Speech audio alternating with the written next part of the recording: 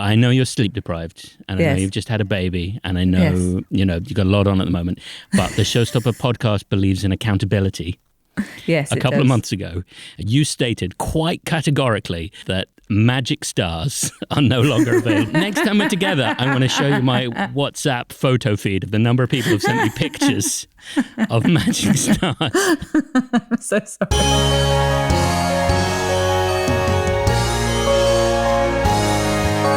Welcome to the Showstopper podcast, which is our monthly dive into the world of musical theatre and comedy and improv, where we have an amazing guest and make up a song with them and have a lovely old chat. Hey, Pippa, how you doing?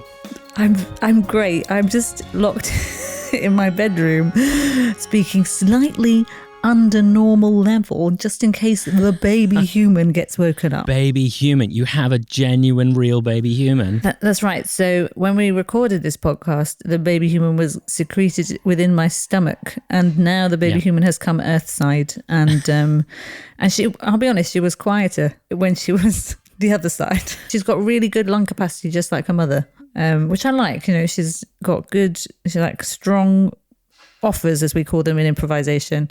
Her offers are clear and concise. I'm happy. I am not happy. When my daughter got her first, was it her first vaccinations, when they do little heel prick vaccinations when they're super little babies, she screamed, and the nurse said, "This baby has the cry strength of a toddler." Oh, and wow. I was very proud. Very, very proud. You're going to do meatloaf duets together in the future. It's going to be amazing. Astrid has a whole show planned out. Has she? Have I said this on the podcast No, before? I don't think so. She often tells me what the show we're going to do together is when she's older. And it starts with me doing a show on stage, but I have to forget the words of the song I'm singing in the middle. And then I have to say, "Is there anyone who can help me out?" And then a little hand goes up from the audience and the spotlight swings around and it's her. And she nervously says, "Maybe I could help." And then she comes up on stage and helps me sing the song. And that's our show. Oh my gosh, have you done any rehearsals of this show? I mean, life is nothing but rehearsals. With I would 100% pay money to see that show. I'm lying, obviously. I would ask for a comp. Yeah, no, that's fair enough. Oh, we even have a name as well. Astrid didn't come up with this name. It was in conversation with Lee Simpson. We decided it should be called Her Father's Voice. Oh, wow. Oh my gosh, that is actually really good. You should just do it in Edinburgh this year. The festival, which is round the corner, I believe. Yes, very soon. In fact, by the time this is out, we'll be in Tech or something. Yes. Every night, 9:30 at the Pleasance Grand. And it's going to be so weird because I live in Edinburgh and so it'll be really convenient for me to be doing the show. But obviously I'm not doing the show because I just had a human baby. Just a tip, Pippa. You don't need to say human every time. People will just assume it's a human. I like to just remind myself and everyone what quality of child we had. Yeah. And it was a human quality. I just sort of think as I'm talking that I sound a bit drunk, but I just would like everyone to know it's just sleep deprivation. Makes you sound like you're a bit drunk, really. Yeah. I mean, the fact that you're able to speak at all at the moment is testament to your incredible heroism. Let's be honest. We're talking a matter of weeks, aren't we? Yeah. So she's 4 weeks tomorrow. No, on Friday, in 2 days. And tomorrow it's my 40th birthday. So congratulations. So we won't be doing anything. So anyway, we should get on with the show. This was a real treat for us actually because it's Mr. Alan Cox, who if you are a fan of improv, you will have seen him in all of our improvathons. Yeah. But if you're a fan of the theatre, you'll know him as an esteemed member of the British theatre community. And because when someone's your friend, you don't tend to go like, tell me about your career, don't tend to go into interview mode. So it was actually really nice just to talk to Alan about all of the bonkers things that he's done in his life. And you might know Alan from his childhood appearance in Young Sherlock, where he played the young Watson. You might know him from his incredibly famous megastar father, Brian Cox. Brian Cox, the actor, brackets, not the physicist. Though there was an article, isn't there? Was it last week where Brian Cox interviewed Brian Cox, which I thought was a lovely touch. I didn't see that. Hey, he was in the room with us along with Dylan Emery, co-creator and co-artistic director of Showstopper, the improvised musical. We had Chris Ash on keys, and we recorded this little conversation at Tall Stories Studios a couple months ago. And I think we should listen to it now.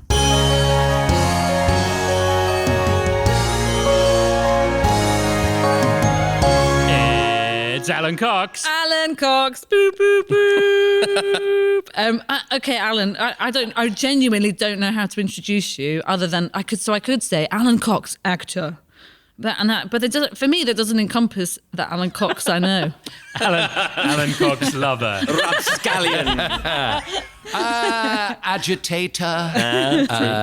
Bane of my parents' old age. Tickler. I feel like you're a tickler. I've been known to tickle. I mean, consensually, obviously. I first encountered you through the Ken Campbell connection, which our listeners will be very aware of. Right. And so he used the word seeker. Yeah. I would say you're a seeker, Alan. Yes, I'd say that's true. I remember the first time, and I have a feeling this is where Ken appropriated it from. I heard of the term seeker. It was seeker after truth. And it's in a book called Meetings with Remarkable Men by Gurdjieff, about his travels around the Middle East looking for the lost wisdom traditions. And Ken used to introduce his shows as Good Evening Sensation Seekers. We've dropped the sensation and sort of hold on to the sense of seekers, particularly the Fortean crowd, the Journal of Unexplained Phenomena, which Ken loved. They were seekers into mysteries, like Earth mysteries, UFOs and ley lines. So do you think the 1960s close harmony group, the Seekers, were also part of them? I think they had seen the maps of pre-sand Egypt. Okay. That's my reckoning on the Seekers. And they turn that into close harmony? Yeah, of course they do, because you just stand in a certain position between the pyramids and you can actually hear the music of the spheres. It all makes sense. Yeah. We should Welcome to Esoteric Improv. We should say Dylan Emery is also with us in the room. Hello. Hello, Dylan Emery. Hello. Artistic director of Showstopper, co-artistic director. Do you have any other titles? I have many other titles, mostly from my wife, and they're mostly can't say them on the radio. Showstopper, an artistic director, and then I guess it's just other groups. Director of research of something else, a co-founder of another thing. I'm a bunch of things. They're all made up. There's a lot of titles that you don't seem particularly proud of. I actually had an interview this morning, and someone said, "So what are you?" And I said, "Well, what's your actual official job title?" I said, "You could say it's an official job title. I just made it up myself, so it doesn't feels wrong. If someone else had done it, it feels somehow okay." Anyway, yes, one of the things I am is one of the members of the School of Night, which is how I know Mr. Alan Cox. What is the School of Night? What is the School of Night? What is the School of Night? Somebody just answer the question. Okay. In ancient Egypt. So the School of Night was a show created by Ken Campbell, brought a whole bunch of us together, and then Alan joined later on, because Alan already had done loads of stuff with Ken. And then with Adam Megiddo, the other founder of Showstopper, he brought together a bunch of actors to create what we call the School of Night. But it was based on, or at least the name was inspired by, an Elizabethan forbidden society, a secret society where people would get together and discuss forbidden things like atheism and movements of the spheres and magic. The heliocentric worldview. Oh, indeed, which, yeah, exactly, could easily get you burnt at the stake if you're not careful. And it involved very famous people as well, including Kit Marlowe and Walter Raleigh, and then also... The Wizard Earl of Northumberland. The Wizard Earl of Northumberland and his incredible library. And people said John Dee, Elizabeth I's necromancer, some said, was involved. Anyway, so there are many myths about this group, but they would, amongst other things, allegedly, they would extemporize poetry and plays. And they were able to do this. And then there is a theory which Ken loved very much, which was that perhaps in the corner there was this young guy from Stratford who was a bit of an actor, and he had a troupe that he was with in London. He would sit there and he was part of the group, but really he would just listen in to this amazing improvised kind of playwriting that was going on from these great brains, and he would put it down. And then one of his superpowers was the ability to transcribe improvisation at speed using a quill and ink. And so that was the man from Stratford, who then, of course, later on, his name was actually put on the plays, but it wasn't really him. He was just a part of this group. Anyway, so it's one of the theories of who wrote Shakespeare. And that was Ken turned it into a show, which was improvised Shakespeare and also just other poets and playwrights. At the invitation of Mark Rylance on Shakespeare's birthday in 2005, there was a group of improvisers from Liverpool, Newcastle, and London participating in competitive theatre sports, but to an Elizabethan theme. And Ken had been invited by Mark Rylance, who himself is iconoclastic in terms of the traditional views about William Shakespeare. Yes. And I think that's where Ken got the enthusiasm that you could make up verse. There was actually one particular guy, Max Webster. So Ken had heard this guy, Max, and he had just, when he was at university, I think he went to Cambridge, he just learnt the knack of improvising in iambic pentametre fluidly. And of course, Ken was the seeker of people with superpowers and basically went, oh, okay, you can do this. Let's force a whole bunch of people to do this. And that kind of inspired the whole thing. Then School of Night, we then did loads of School of Night stuff and lots of shows. And then when Ken sadly passed on, we wanted to go, well, we want to continue our show. We want to continue this tradition and this amazing stuff we've done. Who could we get that has got that kind of energy, naughtiness, that seekerness, that searching for hidden knowledge? Well, I mean, this is Alan Cox, who not only fits into all of those boxes, but also knew Ken really well. I resemble that remark. So tell us because I don't know how you got involved. What's your memory? But also, this is interesting for me timeline-wise, because in my head, you've always been in School of Night, but you only joined after Ken died. I was doing the daytime shifts at the Globe in 2005 on Shakespeare's birthday. And so I was like the School of Day, and then Ken and his crowd were the School of Night. And one of my titles, I was on the artistic directorate of the Globe, which was an advisory panel that their main job was to select an artistic director and then support that artistic director in their policies and artistic decisions. So I'd been brought on board through work with the education department at the Globe, because I used to do these Sunday readings of Shakespeare's contemporaries with script in hands, which are known as Read Not Dead. And with this sight reading and then also playing off the audience with very little preparation, I kind of got very excited at the notion of how the map is not the territory, that these plays of Shakespeare's that we have, to what's the 9/10 below the surface then? I mean, now our directors, Max Webster, for instance, who just directed Henry V at the Donmar, they interpret the plays and they extract certain emphases, modern dress or whatever it happens to be. But what were the conditions like in the Elizabethan era? And it was through these plays that weren't Shakespeare that I kind of got really interested in what was off the line. When were the people doing patter scenes? When was this clearly the comic? When was this clearly the person who had great skill at doing huge declamatory speeches? And there wasn't a lot of academia at the time of the cross-casting of roles. So I got involved and I kind of brought some of my team from drama school and people I'd picked up along the way who were interested in slightly more wacky things. And then Mark Rylance had heard this, that I'd been up to stuff. And then he asked me to do these audience participation games in 2005 with my team. And then at the end of each hour, we would get people in from Ken's team to advertise Ken's show, which was called Shall We Shog. And I'd worked with Ken in the 90s on a revival of The Warp, the world's longest play in Guinness Book of Records. And then we'd become estranged, as happened for many people who got close to Ken. And then just before he passed, I saw him at Latitude, and I saw Josh Darcy and Sean McCann and Ken doing a School of Night show. And I was doing something at the Literary Tent at the time. I think I was doing the Room 101 scene from 1984. When you say doing it, in what way were you doing that scene? Well, I was acting it with a fellow player called Ben Porter. Very good. We didn't have the rats in cages or anything quite like that. But so I saw the show and thought it was fantastic. And I also made my peace with Ken. And then I went away and did a job around America for 9 months. That's not a euphemism for a pregnancy. It just was 9 months around America. And then when I came back, the School of Night had a booking for Latitude in 2009. And I said, well, I'm happy to fill in until you find someone more suitable. As somebody who takes the asks from the audience, frames the procedures, and kind of moves the evening along. And we have never found anyone more suitable since then, unfortunately. Again, for people who know Showstopper, there's that thing Ken called the Goda and Rhapsodes technique. So you have the Rhapsodes who are the cast, and the Goda who'd be the person talking to the audience. And it's really hard. And Ken was like obviously a master at that particular thing. And to begin with, Alan did that job. And then at some point, I think you decided, or we decided, you went, you know what?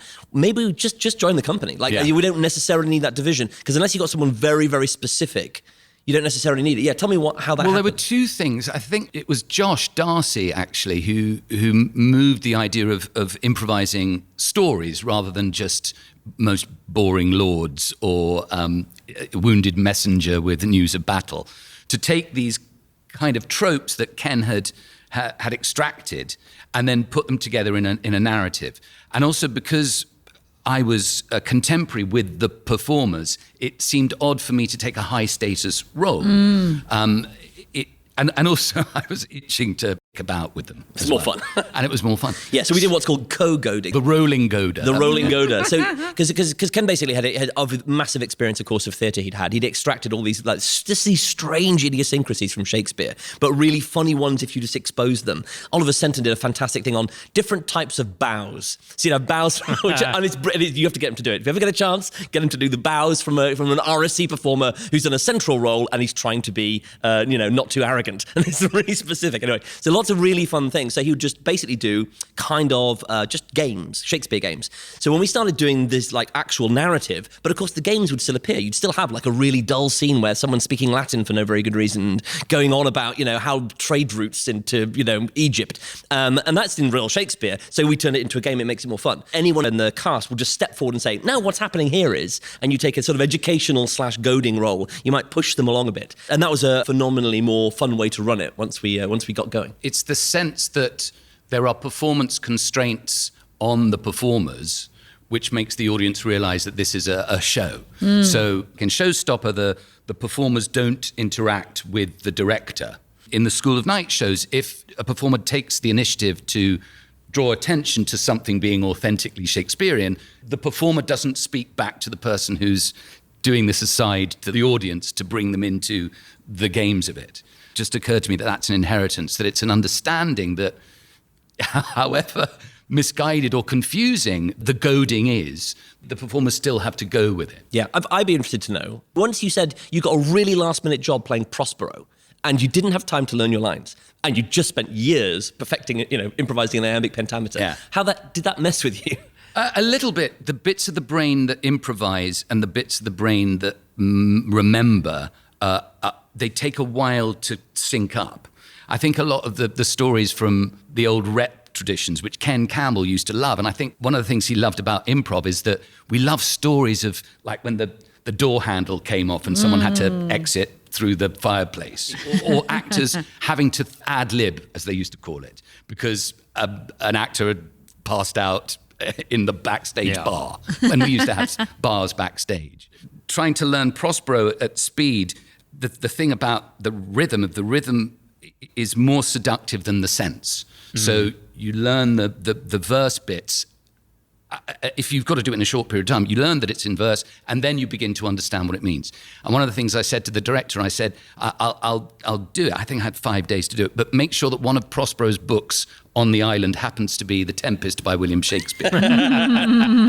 Because in the middle of it, and it happened against the separation wall in Bethlehem, I lost my lines. Actually, in Bethlehem? Yeah, no, I beg your pardon. It was in Jerusalem. Oh, it was, okay. Yeah, it was a Middle East tour.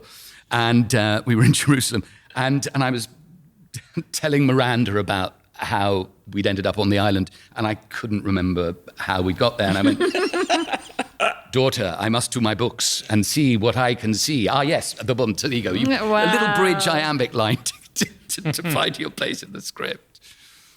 I worked with an actor who could not remember a word, and he had lines written on there was a line written on a ruler, there was lines written on the back of a chair, partly because he just couldn't remember his lines.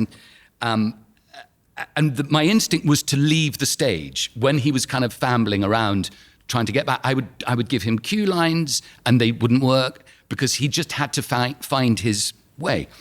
So because I noticed my impulse was to run away, the next time I started moving towards him as he was losing his line and kind of encouraging him in his act of memory.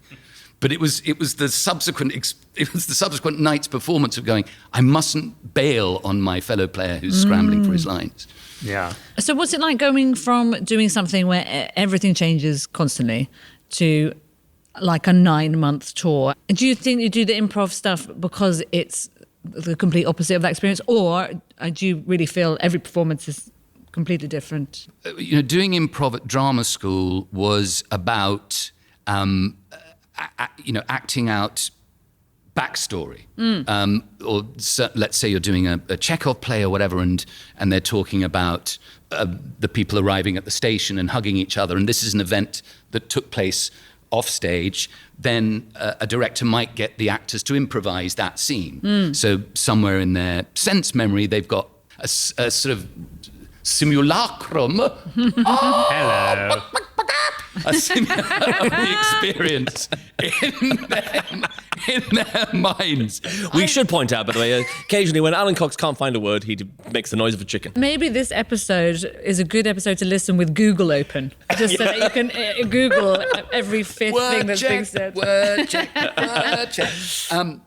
So improvisation in the rehearsal room that is part of a rehearsal process or a devising process isn't necessarily comedic. I work with a director and I was going to join the School of Night crowd in Edinburgh, and he said, what kind of improvisation do you do? Is it political or absurd? Wow. And you go, oh my goodness. Those two. Yeah. We do both. Yeah, because there's an actress, Judith Jacob, and she studied with Anna Scher up in North London. And again, she said she'd only learnt it as an acting technique. So when she first saw, I think it was Whose Lines Anyway, she was like, I didn't know this was possible. She only knew it as a really serious connecting process for acting. So, which again blew my mind because I only knew it as Whose Lines Anyway. Yeah, in fact, the guy, I've completely forgot the name. Who wrote Charles III? Mike Bartlett. Oh, Mike Bartlett, yeah. So he said in an interview, one of the claims to fame of the School of Night is he decided to write that in iambic pentameter, having seen the School of Night with Ken. Oh, wow. And he went, oh my God, you can do this. And then that's apparently what prompted him. He said in this Guardian interview, that's what prompted him to explore that was possible. Wow. Great play. But to answer the long runs thing, the Stanislavski technique, as I understand it, was born of the question, what is the trick of self-inspiration over a long run? I mean, and the answer is find it in your fellow player. Find something of interest in your fellow player. Now, the problem is with 8 shows a week is that your fellow player can start to really get on your nerves. And little ticks that they do, or when they start to take pauses and start leaving the stage and playing out to the audience. And you start to hate your fellow player. Is this some of the feedback you've got, Alan? Yeah. Well, I think I read that Mark Rylance, when he gets bored, he just starts changing the blocking without telling anyone. And it just forces everyone to go, and then suddenly alive again. But he can do that because he's got the longest part, usually. Yes. Yeah, totally. The problem is when the person with the smallest part, who wants to be Mark Rylance, starts doing it. Then they have to be fired. Yes. Yeah, absolutely.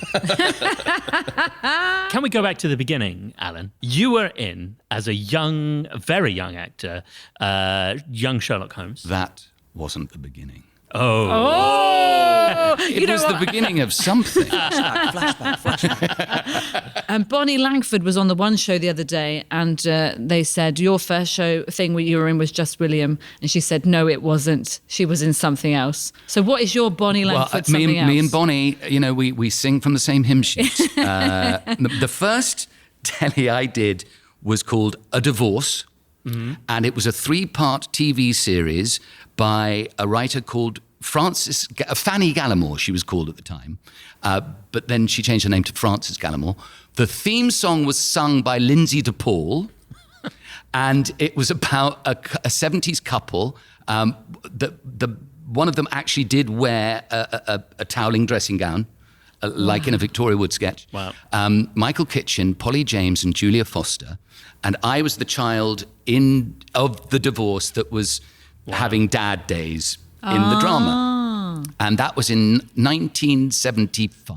And it was broadcast on my 6th birthday. Wow. In 1976. Oh my goodness. And is there any way we can watch this? I don't know. Maybe?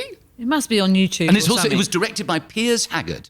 Piers Haggard, whose daughter Daisy Haggard is a fantastic writer and performer. Yes. Yeah. And how did you get as a 6-year-old to be in a divorce? My mum and dad used to have New Year's Eve parties. Oh, right. And a lot of the great and the good would be there, and I would be there kind of handing out vol au vents or the equivalent. And a producer called Frank Hatherley said to my mum, did she think I might be prepared to do this thing? And so I went and met Piers and got offered the job. And did you love it? And that's what made you want to be an actor? I had a bag of action men and superheroes to play with. At one point, I remember I emptied this bag upside down, and I had a Spider-Man and an action man put them in a fight. I mean, I was 5. It's a little hazy. And that was when I met Eric Morecambe and Ernie Wise. Wow. Tell us. Eric Morecambe and Ernie Wise. There used to be a building in Acton, which was known as the Acton Hilton, and it was the rehearsal rooms for the BBC. And on the top floor of the Acton Hilton, as they called it, was the canteen. And I was standing in the lunch queue, and who should be next to me but Morecambe and Wise. This is 1975. And you're 5 years old. And I was 5. And Eric goes, "Hello, little chap." and I go, "Hello." And I'm by the sweets. And he ended up buying me a Bounty Bar and a packet of Juicy Fruit. He went, "Don't tell your mum." Because I wasn't allowed Juicy Fruit, because on holiday in the Isle of Wight, I threw chewing gum out the window and it went back into my hair and my mum had to cut it out. Wow. So whenever they were on telly, my mum would go, "Oh, it's your friend." Oh, so sweet. So you get to learn lines and all the rest of it there as well. So it was I had the line, "I remember you." This is to the dad's girlfriend. "I remember you. You can look at my people if you like." It's terrifying. Yeah, the bag of Is that toys. how you performed it? It was. It's a little hazy now. Some years have passed. And that's when she had a statue of the huntress Diana with her dogs. And then at one point, my chap went, "She's stupid, just like you." Oh my goodness, I have to hunt this down and find it. Well, you can get anything out of the BBC archive these days, but I have not bothered. I have another question. One of the things that we love when Alan Cox is in the show is he has got an extraordinary facility for mimicry, very good at imitating people. I'm wondering, when did that start and how did you get so good at it? Partly because my father is Scottish. Your father is, of course, the famous actor, Brian Cox. The famous physicist, not the famous physicist, the famous actor, Brian Cox. And he's a Scottish person. And at drama school, he tried to get rid of his Scottish accent. And he used to police my kind of London accent quite hard. Really? Yeah, I used to say, I'm leaving the house. He said, "Don't say house, say house." house. So my ear was tuned to how things sound and the such like.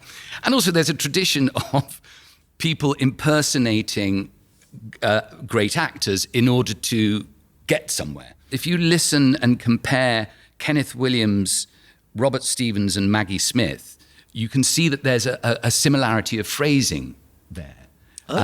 Interesting. Yeah, because Kenneth Williams had that extraordinary thing of being a Londoner, but then also kind of assimilating this posh theatricality. And then, of course, going somewhere a little more saucy. So another one of my beginnings was when I was 10, I did a TV play with Laurence Olivier. Oh, wow. Classic name drop. Classic. I mean, You can't really get a better name drop. That's great. But you see, Laurence Olivier, he went to see a play at the National Theatre, and he was asking for his tickets, and they said, "Name?" He went, "Olivier," and they went, Sorry, there's no, as in the name of the theatre here. What a coincidence. Laurence Olivier, as students of comedy will know, there's a famous recording of Peter Sellers doing the Beatles' Hard Day's Night the style of Laurence Olivier's Richard III. Yes. So the game of mimicry has sort of been around since growing up. But did you have actors with great voices in the house that you could listen to as well? There was a tape that did the rounds of Anthony Hopkins, who was a National Theatre actor, doing impressions of all the great actors at the National, which he gave as Christmas presents to people. And then people would record this tape and then circulate it around. And I worked with an actor called Edward Petherbridge, and he had a copy of this coveted tape. And I remember listening to Hopkins doing Robert Morley, Richard Burton, Peter O'Toole, Olivier Richardson, Gielgud, Alan Bedell, Nicole Williamson, Albert Finney. And then I would copy his impersonations of their impersonations. Randomly, I met Gary Oldman a couple of years ago, and he had got a copy of this bootleg tape as well. Extraordinary. I would like to now take a handbrake turn into musical theatre land, because Alan Cox, actor, but recently I've seen you sort of popping up quite a bit more in musical theatre land. True. It's true. What's going on there? What gives? What's happening, Alan? No, I did. I did a production of Beggar's Opera at the RSC for the best part of 2 years, and I was a choir boy before my voice broke.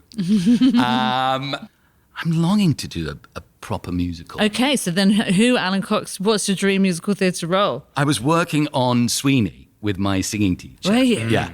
But then I realised that I would only ever probably have one show a week in me. But what a show. What a show. And I saw Len Cariou do it. Original Broadway. It was a concert version of it at the Royal Festival Hall. And he was terrifying, absolutely terrifying. And I saw Quilly doing it having taken over from Alan Armstrong, who I wish I'd seen, but I didn't get to see him. But there was something about the Shakespearean scope of the role that I love. So you'd like to do sort of a meaty kind of musical rather than, I don't know, be Teen Angel in Greece? I had the most hilarious little period where I auditioned twice for someone called Bert. Bert in Mary Poppins when it was first coming on, and then also Bert, the choreographer, in the film of Mrs. Henderson Presents. Oh, wow.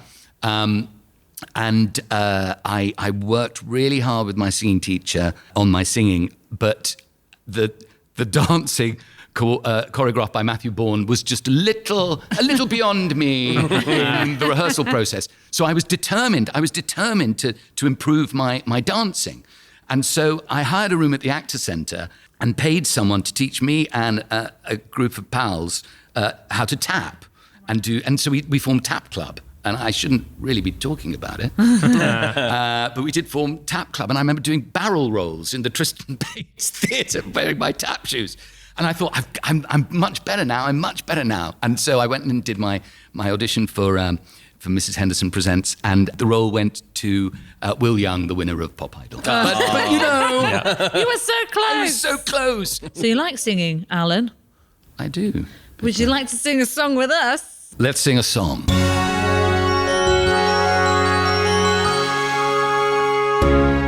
What's the most romantic meal you've ever had? Probably Alan? a spaghetti carbonara to die for in Rome. Can't believe you've brought me all the way here. I know it doesn't look like much from the outside, but this place serves the best spaghetti carbonara in the world. Well, I trust you. You've come this far. Doesn't look like much when you look on the outside. But we know not to judge books by their covers.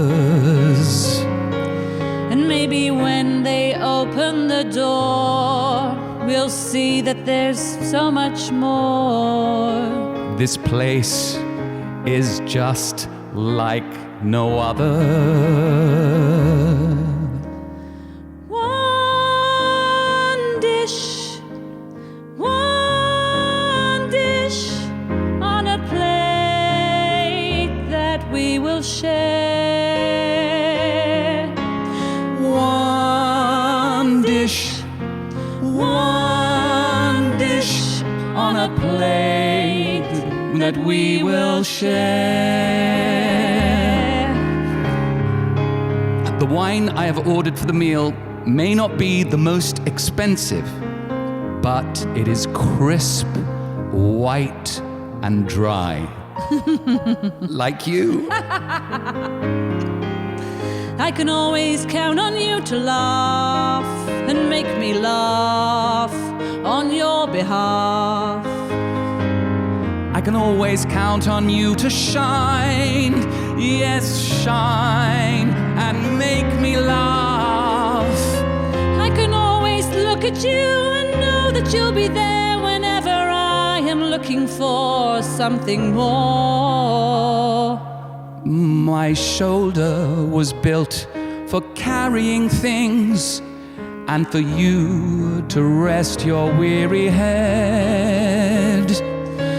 One dish for you and me to share. One dish for you and me to share.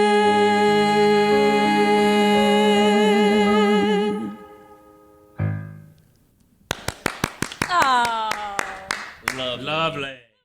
Alan Cox. If people want to see you either as Alan Cox, the actor, or Alan Cox, the seeker, or any of the other versions of Alan Cox, where might they find you? YouTube. Done. Use YouTube's search function for Alan Cox. Alan Cox, and you'll see either him or the other Alan Coxes. Of which is big in kernel development. Yes, Alan Cox is a very famous programmer. Yeah, he did a huge amount in Linux. So not many people know that about you, Alan. Thanks, Alan.